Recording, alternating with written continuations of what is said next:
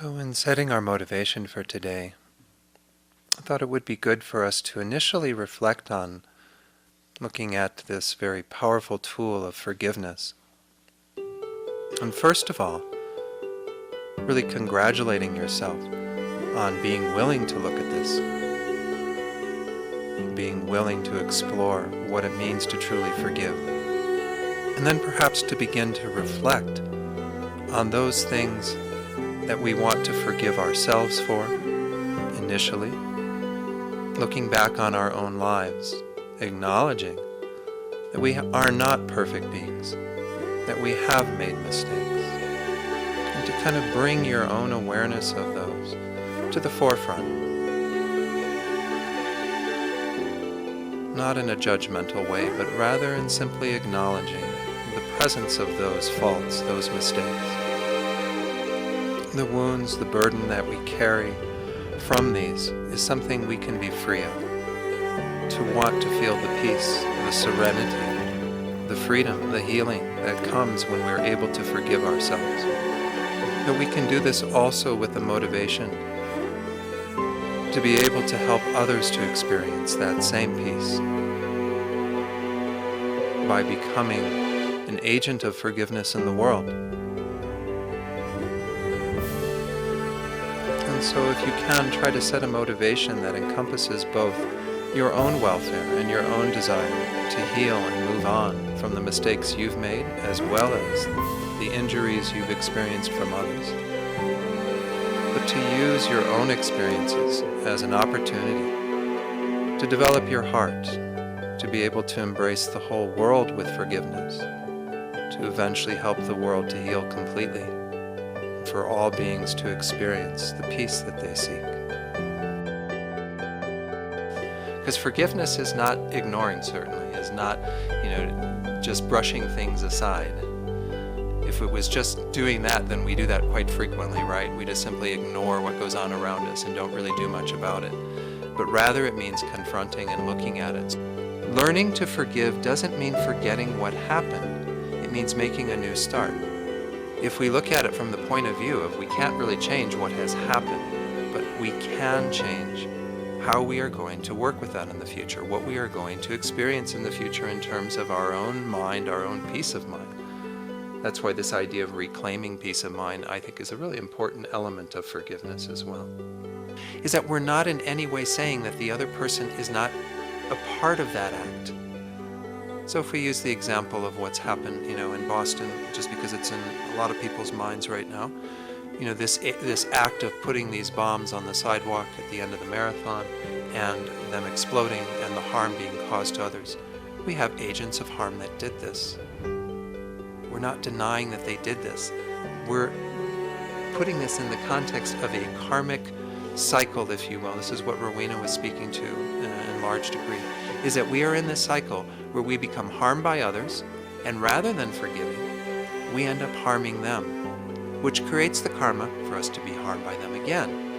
And then if we haven't kind of corrected the way in which we work with that and forgiven them and moved on and worked with different attitudes that are more beneficial and helpful, we simply keep creating that karma. It becomes cyclical. We have to kind of break the pattern by understanding that it starts with us. We can't really change the other person's behavior. We can try, we can do what we can from our side to be skillful with our own actions, particularly with what we say and what we do to others. But we have no control in the end over what they do. But can we break it from our side? Can we stop the karmic circle by ending it through forgiveness and through a space of healing?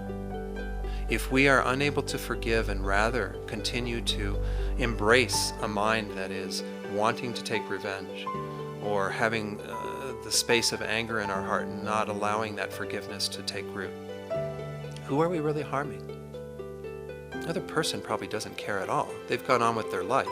It might not even be somebody that we see on a regular basis. It might be somebody from our past that maybe has even died.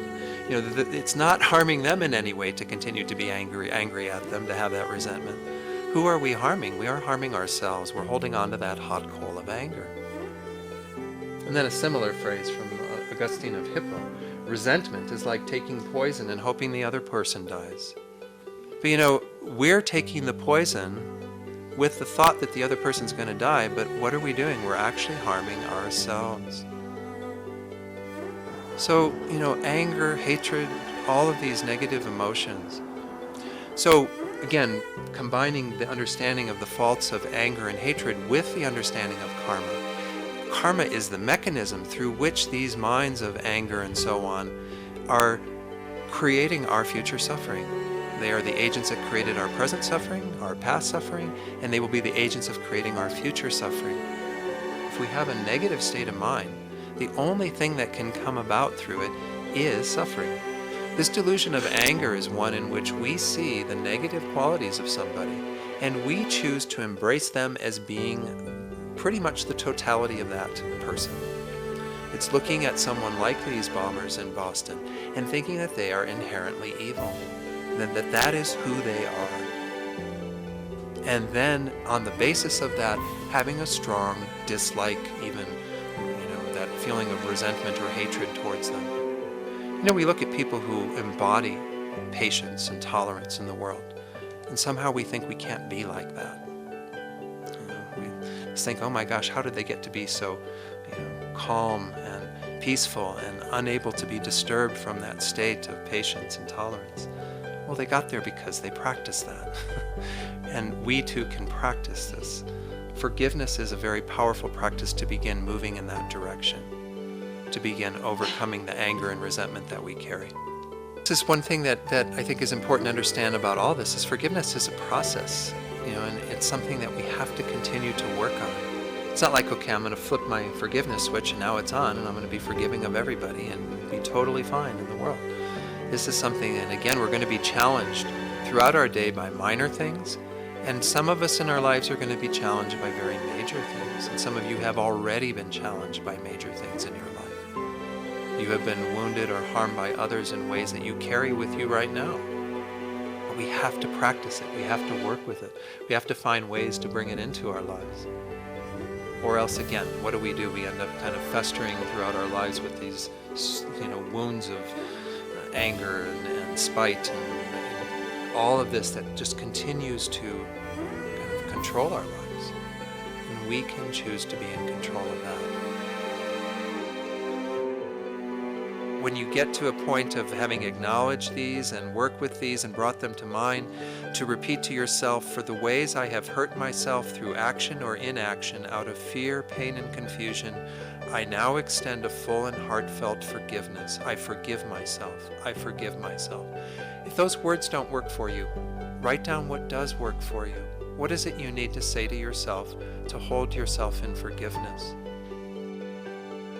And when we see the judgmental mind, we can forgive ourselves for that judgmental mind too, right? If that starts coming into our meditation, and we start feeling that take over, forgive yourself for that. Everything is grist for the mill. Everything is a part of this process of self-forgiveness.